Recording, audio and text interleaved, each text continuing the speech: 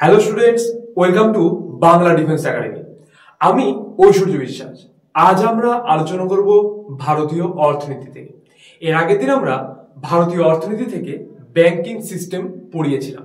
আজ কিন্তু আমরা আলোচনা করব সেই ব্যাংকিং সিস্টেমের উপর থেকে যে গুরুত্বপূর্ণ প্রশ্নগুলি আসে এসএসসি জিডিতে বা যে কোনো সেন্ট্রালের এক্সামগুলোতে, সেই প্রশ্নগুলো আজকে আমরা আলোচনা করব। কেন আলোচনা করব? যাতে তোমরা বুঝতে পারো যে ব্যাংকিং থেকে কি রকম টাইপের প্রশ্ন হয়। আর যেহেতু আমাদের হাতে আর সময় এক মাসও নেই, তাই আর ডেসক্রিপটিভ ক্লাসের দিকে না গিয়ে এখন আমরা কিন্তু প্র্যাকটিস শুরু করব। এখন তোমাদের প্রতিনিয়ত কিন্তু বেস্ট 50, বেস্ট 25 এরকম কিন্তু প্রশ্ন আসতে চলেছে ইকোনমিক্স, পলিটি এর উপর। ঠিক আছে, তো অবশ্যই তোমরা ক্লাসগুলি দেখবে। তো চলো আজ আমরা দেখবো ব্যাংকিং এমসিকিউ। তার মধ্যে দেখো প্রথমে কি রয়েছে, রুটিনটা একবার দেখে নাও। তো রুটিনটা বারবার বলতে হয়, কারণ এটা থাকেই তো এখানে, তো এই জন্য বারবার বলতে হয়। তোমরা অবশ্যই আশা রাখছি যে ক্লাস করছো তোমরা প্রতিনিয়ত এই রুটিন দেখেই। তো আজ কি বার? আজ মঙ্গলবার। মঙ্গলবার অর্থনীতি ক্লাস সন্ধ্যে 7টা। তো এই ক্লাস অবশ্যই মিস করবে না। আর সঙ্গে বাদবাকি যে সাবজেক্টগুলো রয়েছে এগুলো ক্লাসও কিন্তু মিস করবে না, কারণ হাতে কিন্তু সময় খুবই কম। আর তোমরা যারা এখনো আমাদের ওয়েবসাইট www.5 পাঠশালা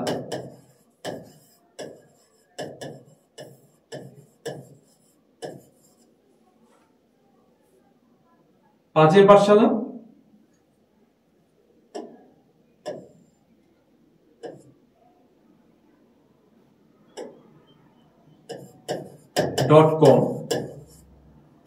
এই ওয়েবসাইটে প্রতি রবিবার সকাল 10টা থেকে রাত 10টা পর্যন্ত কিন্তু মক টেস্ট নেওয়া হচ্ছে। এসএসসি জিডি 2025 কে লক্ষ্য রেখে মক টেস্টটা নেওয়া হচ্ছে। তোমরা অবশ্যই এই প্রতি রবিবার সকাল 10টা থেকে রাত 10টা পর্যন্ত এই মক টেস্টটা দেবে। এমনকি এই মক টেস্টের রেজাল্ট কিন্তু প্রত্যেক মানডে সকাল 10টার মধ্যে কিন্তু তোমরা পেয়ে যাবে। তো যতজন পরীক্ষা দিল তার মধ্যে তোমার র্যাঙ্ক কত হলো সেটাও কিন্তু তোমরা প্রত্যেক সোমবার দিন জানতে পারবে। তো অবশ্যই মক টেস্টটা দাও। এমনকি তোমাদের বন্ধু বান্ধব যারা এসএসসি জিডি প্রিপারেশন নিচ্ছে তাদেরকে অবশ্যই এই মক টেস্টের খবরটা পৌঁছে দাও, যাতে তারাও নিজেকে যাচাই করে নিতে পারে যে আদৌ তারা পরীক্ষার জন্য কতটা প্রিপেয়ার এখন পর্যন্ত। এই মক টেস্টটা দিলে তোমরা নিজেরা বুঝতে পারবে যে তোমাদের প্রিপারেশন কোন দিকটাতে কেমন হয়েছে, তাই না? তো চলো শুরু করি। প্রথম প্রশ্ন দেখে নাও।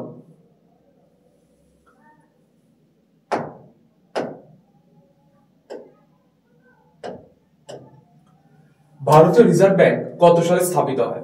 একদম কমন, মোস্ট ইম্পর্টেন্ট একটা প্রশ্ন। দেখো, 1 এপ্রিল 1935 সালে, 1 এপ্রিল 1835 সালে, 1 জুন 1921 সালে, নাকি 1 জুন 1937 সালে?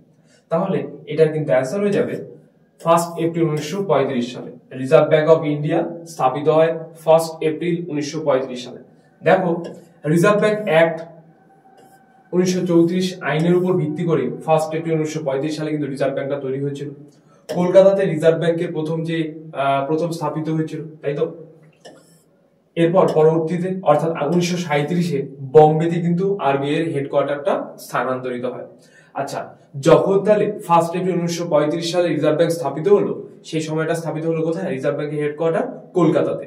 তারপর 1937 সালে কিন্তু কলকাতা থেকে বম্বেতে সেটা স্থানান্তরিত হয়ে গেল। অবশ্যই এই এক্সট্রা পয়েন্ট যে প্রশ্নগুলোতে আলোচনা করা থাকবে, অবশ্যই সেই পয়েন্টগুলো কিন্তু তোমরা দেখে রাখবে। 2 নম্বর প্রশ্ন দেখো, বর্তমান ভারতে জাতীয়করণ ব্যাংকের সংখ্যা কতগুলি? অপশন এতে রয়েছে 10টি, বিতে 11টি, সিতে 12টি, ডিতে 13টি। তাহলে এটা অ্যান্সার কিন্তু হয়ে যাবে অপশন সি 12টি। অর্থাৎ বর্তমান ভারতে জাতীয়করণ ব্যাংকের সংখ্যা বর্তমানে 12টি। 3 নম্বর প্রশ্ন, ব্যাংক অফ ক্যালকাটা কত সালে প্রতিষ্ঠিত হয়? দেখো, 1806, 1840, 1843 নাকি 1935? তাহলে এটার কিন্তু অ্যান্সার হয়ে যাবে অপশন এ 1806। অর্থাৎ 1806 সালেই কিন্তু ব্যাংক অফ ক্যালকাটা স্থাপিত হয়। Bank of Calcutta, bank of Bombay আর ব্যাংক অফ মাদ্রাস, এই 3টা ব্যাংক পরেই কিন্তু যুক্ত হয়ে কি হয়ে যায়? প্রেসিডেন্সি ব্যাংক হয়ে যায়। তারপর প্রেসিডেন্সি ব্যাংক হয়ে যায় ইম্পেরিয়াল ব্যাংক, তারপরে ইম্পেরিয়াল ব্যাংক কিন্তু হয়ে যায় কি স্টেট ব্যাংক অফ ইন্ডিয়া, তাই তো? দেখো নেক্সট প্রশ্ন কি রয়েছে, রিজার্ভ ব্যাংকের প্রথম গভর্নর কে ছিলেন? ভেরি ভেরি ইম্পর্টেন্ট একটা প্রশ্ন। C D Deshmukh, Subhashchandra Garg, option C Shaktikanta Das, option D O A Smith. তাহলে বলা রয়েছে ভালো করে প্রশ্নটাতে নজর দেবে, রিজার্ভ ব্যাংকের প্রথম গভর্নর কে ছিলেন? তাহলে অ্যান্সার কিন্তু হয়ে যাবে option D O A Smith. O A Smith কিন্তু তাহলে রিজার্ভ ব্যাংকের প্রথম গভর্নর ছিলেন। এবার দেখো আরবিআই প্রথম ভারতীয় গভর্নর সিডি দেশমুখ। যদি এই প্রশ্নটাকে ঘুরিয়ে দেয় কিভাবে, যে বলা হলো রিজার্ভ ব্যাংকের প্রথম ভারতীয় গভর্নর কে ছিলেন, তাহলে কি হয়ে যাবে সিডি দেশমুখ। রিজার্ভ ব্যাংকের প্রথম গভর্নর কে ছিলেন? ও এ স্মিথ। দেখো আরবিআই বর্তমান গভর্নর কত কে? সঞ্জয় মালহোত্রা। আচ্ছা এটা 26তম গভর্নর হলো সঞ্জয় মালহোত্রা। তাহলে 25তম গভর্নর কে ছিল? 25তম গভর্নর কে ছিল? এটা কিন্তু শক্তিকান্ত দাস, 25th, এই তো তিনি 25তম গভর্নর কিন্তু ছিলেন আরবিআই। তাহলে এটা মনে রাখবে, প্রথম ভারতীয় গভর্নরটা সিডি দেশমুখ আর বর্তমান গভর্নর হলো সঞ্জয় মালহোত্রা, 25তম ছিল কে? শক্তিকান্ত দাস। নেক্সট প্রশ্ন দেখো, কত সালে কলকাতা থেকে মুম্বাইতে রিজার্ভ ব্যাংকের হেডকোয়ার্টার স্থানান্তরিত করা হয়? দেখো প্রশ্নটা, এই যে ফার্স্ট প্রশ্নে আমরা আলোচনা করবো এক্সট্রা পয়েন্ট, দেখো এটা একটা প্রশ্নই চলে এসেছে, তাহলে ভাবো কতটা ইম্পর্টেন্ট প্রশ্নগুলো। দেখো 1921, 1937, 1945 নাকি 1935? তো এটা আমাদের আর কিছু আলোচনার দরকারই নেই, এটা আমরা অবশ্যই অ্যান্সার বি হয়ে যাবে, তাই তো 1937 সালে কিন্তু কলকাতা থেকে বোম্বেতে রিজার্ভ ব্যাংকের হেডকোয়ার্টারটা স্থানান্তরিত করা হয়। দেখো 6 নম্বর প্রশ্ন, ভারতের প্রথম ব্যাংক কোনটি? ভারতের প্রথম ব্যাংক ভালো করে বুঝবে। আচ্ছা স্টেট ব্যাংক অফ ইন্ডিয়া, এটা কি হবে? Option B general bank of India, option C bank of Hindustan, option D bank of Calcutta. আচ্ছা দেখো তো স্টেট ব্যাংক অফ ইন্ডিয়া কবে, স্টেট ব্যাংক অফ ইন্ডিয়া কবে স্থাপিত হয়, জেনারেল ব্যাংক অফ ইন্ডিয়া কবে স্থাপিত হয়, আর ব্যাংক অফ হিন্দুস্তান কবে স্থাপিত হয়, আর ব্যাংক অফ ক্যালকাটা কবে স্থাপিত হয়? এই 4টা প্রশ্ন যদি তোমরা জানো তাহলে অবশ্যই এটাতে কোনো সমস্যা থাকবে না।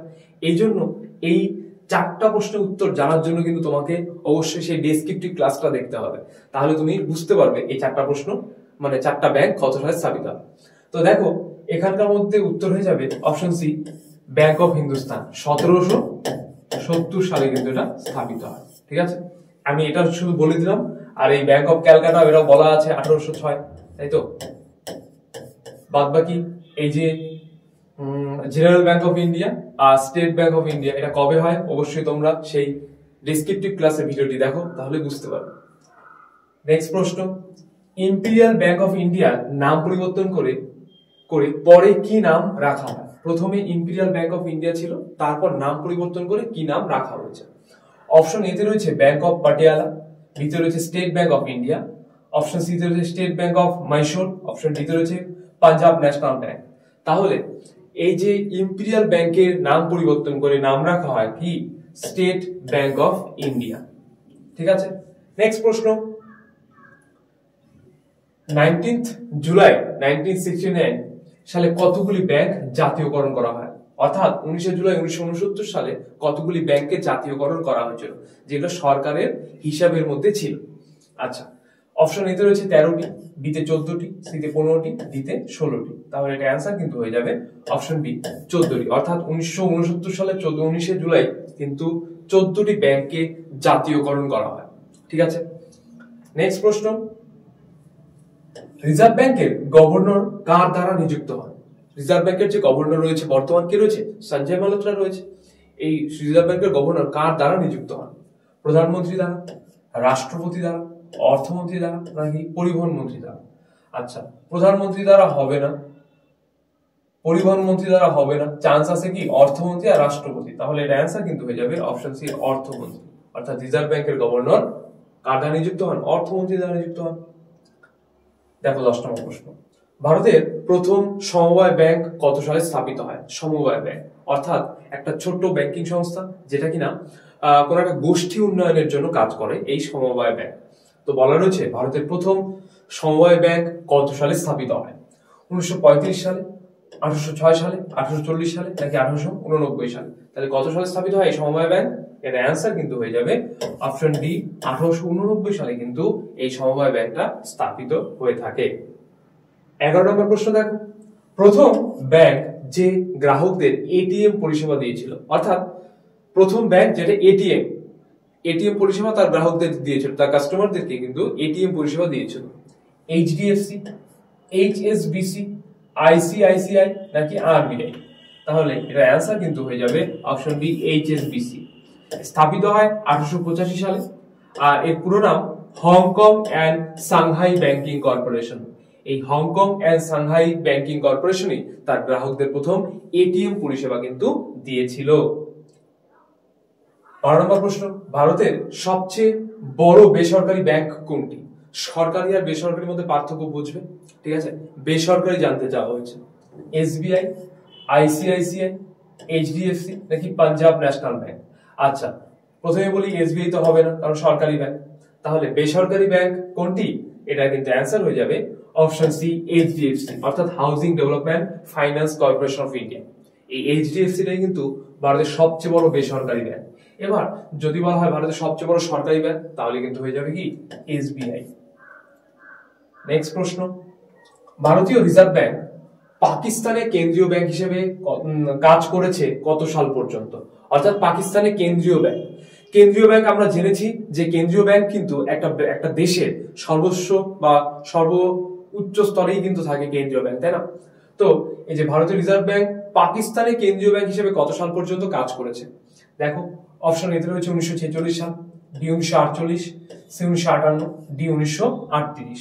তাহলে এটার অ্যান্সার কিন্তু হয়ে যাবে অপশন বি, 1948। তার মানে ভারতীয় রিজার্ভ ব্যাংক 1948 সাল পর্যন্ত কিন্তু পাকিস্তানে কেন্দ্রীয় ব্যাংক হিসেবে কাজ করেছে। ভারতীয় রিজার্ভ ব্যাংকের কত সালে জাতীয়করণ করা হয়? আচ্ছা, অপশন এ 1935 সালে, বি 1936 সালে, সি 1949 সালে, ডি 1969 সালে। তাহলে ভারতীয় রিজার্ভ ব্যাংকে কিন্তু জাতীয়করণ করা হয় 1949 সালে। নেক্সট প্রশ্ন, ভারতীয়দের কর্তৃক প্রতিষ্ঠিত প্রথম ভারতীয় ব্যাংক কোনটি? ভারতীয়দের কর্তৃক। আচ্ছা, এবার আমরা জানলাম কিছুক্ষণ আগে ব্যাংক অফ হিন্দুস্তান 1770 সালে স্থাপিত হয়েছিল। এটা ভারতের প্রথম ব্যাংক, কিন্তু এটা কি ভারতীয়দের দ্বারা সৃষ্ট বা ভারতীয়দের দ্বারা স্থাপিত হওয়া প্রথম ব্যাংক? দেখো, অপশন এতে রয়েছে জেনারেল ব্যাংক অফ ইন্ডিয়া, বিতে রয়েছে ইম্পিরিয়াল ব্যাংক অফ ইন্ডিয়া, সিতে রয়েছে ব্যাংক অফ হিন্দুস্তান, ডিতে রয়েছে দ্য আউট কমার্শিয়াল ব্যাংক। তাহলে এখানে অ্যান্সার কিন্তু হয়ে যাবে option D, the out commercial bank. এটা ভারতীয়দের দ্বারা প্রতিষ্ঠিত প্রথম bank, the out commercial bank, যেটাকে 1861 সালে ফৈজাবাদে স্থাপন করা হয়েছিল। 1861 সালটা মনে রাখবে, তাহলেই হবে। দ্য আউট কমার্শিয়াল ব্যাংক অবশ্যই মনে থাকবে, এটা ফৈজাবাদে কিন্তু স্থাপন করা হয়েছিল। নেক্সট প্রশ্ন, নিম্নের কোন ব্যাংকটি বাণিজ্যিক ব্যাংক? আচ্ছা, দেখ, রিজার্ভ ব্যাংক অফ ইন্ডিয়া এটা অবশ্যই না, কারণ এটা কি কেন্দ্রীয় ব্যাংক। আমাদের দেশের শীর্ষস্থানীয় ব্যাংক হলো কেন্দ্রীয় ব্যাংক। আমাদের দেশের না, যে কোনো দেশের শীর্ষস্থানীয় ব্যাংক হলো কেন্দ্রীয় ব্যাংক। যেমন আমাদের দেশের রয়েছে কি? Reserve bank of India. আচ্ছা, state bank of India, NABARD, payments bank. NABARD তো অবশ্যই হবে না, কারণ নাবার্ড থাকবে কৃষি ক্ষেত্রের ব্যাংক, আর পেমেন্টস ব্যাংক তো হবেই না। বেঁচে থাকলো কি? State bank of India. Answer state bank of India. Next প্রশ্ন, দেশে মুদ্রা প্রচলন এবং নিয়ন্ত্রণের পুরোপুরি দায়িত্ব কোন ব্যাংকের হাতে ন্যস্ত থাকে? দেশের যে লাভ লস বা মুদ্রা নিয়ন্ত্রণ করা, এটা কোন ব্যাংকের হাতে ন্যস্ত থাকে? দেখো, কেন্দ্রীয় ব্যাংক, বাণিজ্যিক ব্যাংক, সমবায় ব্যাংক নাকি পৃথককৃত ব্যাংক, যেটাকে ইংরেজিতে বলা হয় ডিফারেন্সিয়াল ব্যাংক। তাহলে কেন্দ্রীয় ব্যাংক, আমরা জেনেছি যে কেন্দ্রীয় ব্যাংকই কিন্তু ভারতের সমস্ত ঋণ বা মুদ্রানীতি প্রচলন করে থাকে। তাহলে এটারও কিন্তু অ্যান্সার হয়ে যাবে অপশন এ, কেন্দ্রীয় ব্যাংক। নেক্সট প্রশ্ন, কত সাল থেকে ব্যাংকগুলি নোট ছাপানোর অধিকার পায়? অর্থাৎ ব্যাংককে নোট ছাপানোর অধিকার দেয় সরকার। 1835 সাল, 1839 সাল, 1845 সাল নাকি 1861 সাল? কত সাল থেকে? তার অ্যান্সার কিন্তু হয়ে যাবে অপশন ডি, 1861 সাল থেকে কিন্তু ব্যাংকগুলি নোট ছাপানোর অধিকার পেয়ে থাকে। নেক্সট প্রশ্ন, ভারতীয় রিজার্ভ ব্যাংক কত সালে ব্যাংক নিয়ন্ত্রণ আইন পাশ করে? আচ্ছা, এই যে রিজার্ভ ব্যাংক ব্যাংকিং নিয়ন্ত্রণ আইন পাশ করেন কত সালে? অপশন এ 1949 সালে, বি 1955 সালে, সি 1947 সালে, নাকি অপশন ডি 1949 সালে। আচ্ছা 1949 দুইবার হয়ে গেছে, হ্যাঁ, তাহলে এটা অ্যান্সার কিন্তু হয়ে যাবে অপশন এ 1949, আবার অপশন ডি ও কিন্তু হয়ে যাবে, কারণ অপশন ডি তেও কিন্তু 1949ই লেখা রয়েছে, তাই তো। আচ্ছা নেক্সট প্রশ্ন দেখো, বর্তমান ভারতে কত প্রকার ব্যাংক রয়েছে? অপশন এতে রয়েছে 3 প্রকার, বি 4 প্রকার, সি 2 প্রকার, ডি 6 প্রকার। তাহলে এটার কিন্তু অ্যান্সার হয়ে যাবে অপশন বি 4 প্রকার কিন্তু বা বর্তমান ভারতে ব্যাংক রয়েছে। তার মধ্যে কেন্দ্রীয় ব্যাংকটা যদি এক্সট্রা করে ধরো তাহলে 5 প্রকার, ঠিক আছে। নেক্সট, ড্যাশ হলো অর্থ সরবরাহের সর্বাধিক ব্যবহৃত পরিমাণ। আচ্ছা এটা একটা প্রশ্ন কিন্তু মানি থেকে ঢুকে গেছে, হ্যাঁ, এটা কিন্তু ব্যাংকিং এর না। আচ্ছা M1, M2, M4 আর M3। আচ্ছা তাহলে দেখো অ্যান্সার হয়ে যাবে M3। M3 হলো অর্থ সরবরাহের সর্বাধিক ব্যবহৃত পরিমাণ। এবার দেখো M1, M1টা কি? CU, CU মানে মুদ্রা, নোট প্লাস কয়েন, ঠিক আছে, মুদ্রা, note plus coin, plus DD, DD মানে হলো বাণিজ্যিক ব্যাংকের নেট ডিমান্ড ডিপোজিট। এটা মানে হলো যে CU plus DD, CU DD, এটা মানে M1। এবার সিইউ মানে মুদ্রা ও নোট প্লাস কয়েন যা আছে, তার সঙ্গে বাণিজ্যিক ব্যাংকের নেট ডিমান্ড ডিপোজিট, বাণিজ্যিক ব্যাংকগুলোতে যত ডিপোজিট করা রয়েছে সেটাকে M1 বলা হয়। M2 দেখো, M2 মানে M1, M1 এর মধ্যে কি রয়েছে? সিইউ রয়েছে, আবার ডিডি রয়েছে। M1 প্লাস পোস্ট অফিসের সঞ্চয় ব্যাংকে সঞ্চয় আমানত, অর্থাৎ M1 তো রয়েছে, সঙ্গে পোস্ট অফিসগুলোতে যত টাকা সঞ্চয় রয়েছে সেটার মোট আমানতকে M2 বলে। এবার M3 তে কি দেখো রয়েছে? M1 রয়েছে, M1 এ রয়েছে সিইউ, মুদ্রা ও নোট প্লাস কয়েন রয়েছে, বাণিজ্যিক ব্যাংকের নোট ডিমান্ড ডিপোজিট রয়েছে, আর বাণিজ্যিক ব্যাংকের নেট টাইম ডিপোজিট রয়েছে। এটাকেই তাহলে সর্বাধিক, অর্থাৎ M3টাই হলো সর্বাধিক অর্থ সরবরাহের ব্যবহৃত একক হিসেবে কিন্তু ধরা যেতে পারে বা পরিমাপ হিসেবে ধরা যেতে পারে। M4 দেখো কি রয়েছে? M3 প্লাস পোস্ট অফিসের সঞ্চয় সংস্থার মোট আমানত, পোস্ট অফিসের যে সঞ্চয় সংস্থাগুলো আছে তার মোট আমানত, অর্থাৎ এখানে রয়েছে ন্যাশনাল সেভিংস সার্টিফিকেট ব্যতীত, এটা বাদে বাদবাকি যত কিছু রয়েছে পোস্ট অফিসের সঞ্চয় সংস্থার মোট আমানত, শুধুমাত্র ন্যাশনাল সেভিংস সার্টিফিকেট ব্যতীত যাদের রয়েছে তা সেটা প্লাস M3টা মিলে কিন্তু M4টা হয়। তাহলে এটা যখন আমরা মানি মার্কেটিং পড়ব তখন আমরা ভালোভাবে বুঝতে পারবো। নেক্সট প্রশ্ন দেখো, নিচের কোনটি ভারতীয় রিজার্ভ ব্যাংকের কাজ? অপশন এ তে রয়েছে মুদ্রা ইস্যু করা, অপশন 2 নম্বরে রয়েছে শেষ অবলম্বন ঋণদাতা। আচ্ছা এতে দেখো শুধুমাত্র 2 সঠিক, 1 এবং 2 উভয় সঠিক, শুধুমাত্র 1 সঠিক, 1 বা 2 কোনোটাই নয়। তাহলে এটার ক্ষেত্রে অ্যান্সার কিন্তু হয়ে যাবে 1 এবং 2 উভয় কিন্তু সঠিক। দেখো রিজার্ভ ব্যাংক অফ ইন্ডিয়া 1934 আইনের উপর ভিত্তি করে 1 এপ্রিল 1935 সালে কিন্তু রিজার্ভ ব্যাংকটা স্থাপিত হয়। এটা আমরা প্রথম প্রশ্নেই অলরেডি পড়েছি। কলকাতাতে রিজার্ভ ব্যাংক অফ ইন্ডিয়া প্রতিষ্ঠিত হয়। এরপর 1937 সালে কিন্তু বোম্বেতে আরবিআই হেডকোয়ার্টার স্থানান্তরিত হয়। এই তো এর আগেও জানানো আছে। নেক্সট প্রশ্ন, ব্যাংকিং নিয়ন্ত্রণ আইন পাস হয়, অলরেডি প্রশ্নটা একবার চলে এসেছে, এটা কিন্তু রিপিট প্রশ্ন। এটা অ্যান্সার কিন্তু হয়ে যাবে অপশন সি 1949 সালে। নেক্সট প্রশ্ন দেখো, রেপো রেট কি? ভেরি ভেরি ইম্পর্টেন্ট একটা প্রশ্ন, এটা অবশ্যই কনসেপচুয়াল একটা প্রশ্ন। দেখো প্রথমে কি রয়েছে, রেপো রেট হলো সেই হারে যেখানে কেন্দ্রীয় ব্যাংক বাণিজ্যিক ব্যাংকগুলি থেকে ঋণ নেয়। আচ্ছা রেপো রেট হলো সেই হার, অপশন এ তে যা বলা রয়েছে যে যেখানে কেন্দ্রীয় ব্যাংক বাণিজ্যিক ব্যাংকগুলি থেকে ঋণ নেয়, এটা কি রেপো রেট? অপশন বি তে রয়েছে রেপো রেট হলো সেই হার যেখানে কেন্দ্রীয় ব্যাংক বাণিজ্যিক ব্যাংকগুলিকে ঋণ দেয়। এখানে রেপো রেট হলো সেই রকম হার যেটা কিনা কেন্দ্রীয় ব্যাংক অর্থাৎ আরবিআই বাণিজ্যিক ব্যাংকগুলোকে ঋণ দেয়, সেটা অপশন সি তে রয়েছে এটি এমন একটি হার যেখানে আরবিআই বাজারে ছোট ঋণের অনুমতি দেয়। আচ্ছা এখানে বলা হয় যে জাস্ট অনুমতি দেয়, ঋণ দেবে এর জন্য অনুমতি দেয়, অপশন সি তে রয়েছে। আর অপশন ডি তে রয়েছে এটি এমন একটি হার যা ব্যাংকগুলি তাদের সবচেয়ে মূল্যবান গ্রাহক বা প্রধান গ্রাহকদের অফার করে। অর্থাৎ এখানে বলা রয়েছে অপশন ডি তে রয়েছে যে এমন একটা হার যাতে কিনা ব্যাংকগুলি তার মূল্যবান গ্রাহকদের একটা অফার দেয়, ঠিক আছে। তাহলে এটার ক্ষেত্রে কিন্তু অ্যান্সার হয়ে যাবে অপশন বি, অর্থাৎ রেপো রেট হলো সেই হার যেখানে কেন্দ্রীয় ব্যাংক বাণিজ্যিক ব্যাংকগুলোকে ঋণ দেয়। কেন্দ্রীয় ব্যাংক বাণিজ্যিক ব্যাংকগুলোকে কিন্তু ঋণ দিয়ে থাকে, এটাই রেপো রেট।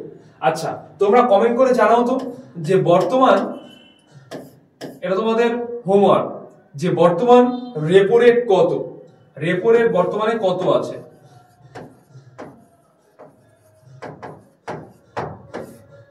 বর্তমান রেপো রেট কত চলছে এটা তোমরা অবশ্যই কমেন্ট করে জানাও।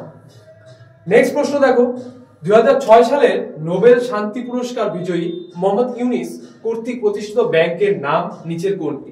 অর্থাৎ 2006 সালে যে ব্যক্তি নোবেল পুরস্কার পেয়েছেন মোহাম্মদ ইউনিস, সে নিম্নের কোন ব্যাংকটি স্থাপন করেছেন?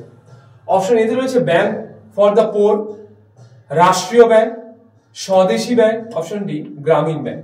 তাহলে এটা কিন্তু অ্যান্সার হয়ে যাবে অপশন ডি গ্রামীণ ব্যাংক। অর্থাৎ মোহাম্মদ ইউনিস কিন্তু এই গ্রামীণ ব্যাংকটা প্রতিষ্ঠা করেছেন। তো আজকে এই পর্যন্তই। ভিডিওটি কেমন লাগলো অবশ্যই কমেন্টসে জানাবে। কোথাও যদি বুঝতে অসুবিধা হয় বা কোনো প্রশ্ন সম্পর্কে কোনো রকম জিজ্ঞাসা থাকে তাও কমেন্টসে জানাবে, আমরা অবশ্যই তা সলভ করে দেবো। ভিডিওটি ভালো লাগলে লাইক করবে, শেয়ার করবে এবং যাদের প্রয়োজন তাদের কাছে নিজ দায়িত্বে পৌঁছে দেবে। আর তোমাকেও ভিডিওটি শেষ পর্যন্ত দেখার জন্য অসংখ্য ধন্যবাদ। দেখা হচ্ছে আগামী নতুন কোনো ভিডিওতে।